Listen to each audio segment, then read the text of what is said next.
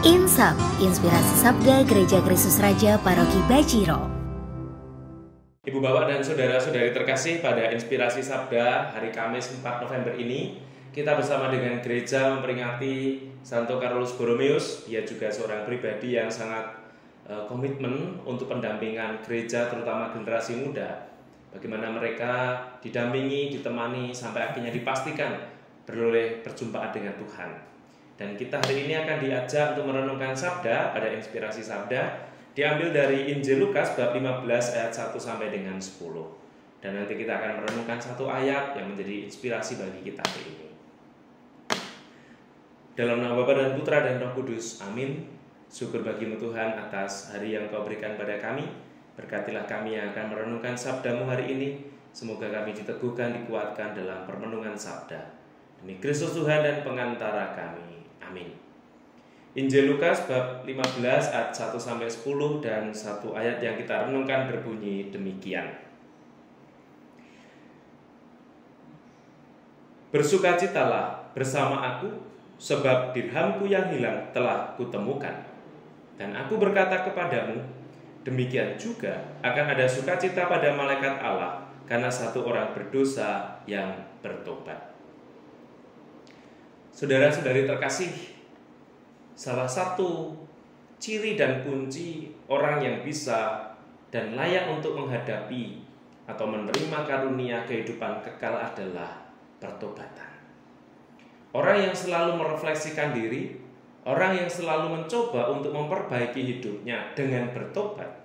Bertobat tentu tidak cukup hanya berpikir bahwa aku keliru maka aku akan memperbaiki, itu betul. Atau dari yang jelek menjadi yang lebih buruk, itu malah tidak bertobat.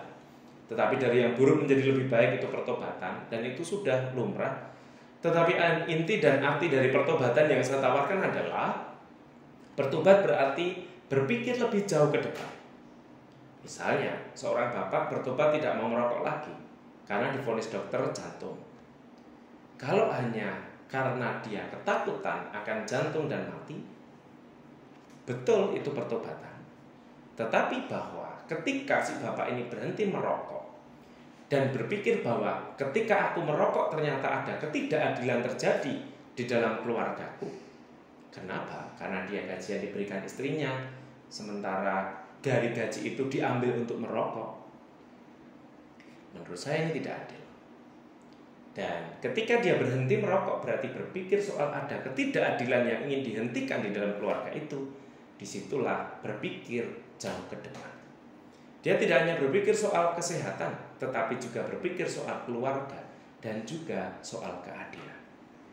Maka ketika hari ini kita diundang Tuhan untuk bertobat, berarti kita juga berpikir jauh ke depan. Kalau kita bertobat, berarti kita layak untuk hidup surga. Kalau kita bertobat bukan hanya soal hari ini, saya memperbaiki hidup saya, tetapi saya menyelamatkan jiwa saya untuk kehidupan yang akan datang. Maka mari kita hari demi hari terus merefleksikan diri kita dan bertobat. Karena pertobatan tidak sekali jadi, pertobatan itu lestari dan harus selalu kita lakukan setiap hari.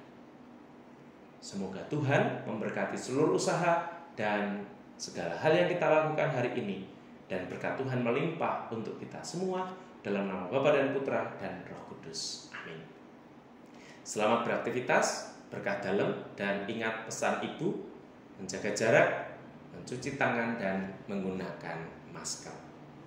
Tuhan memberkati.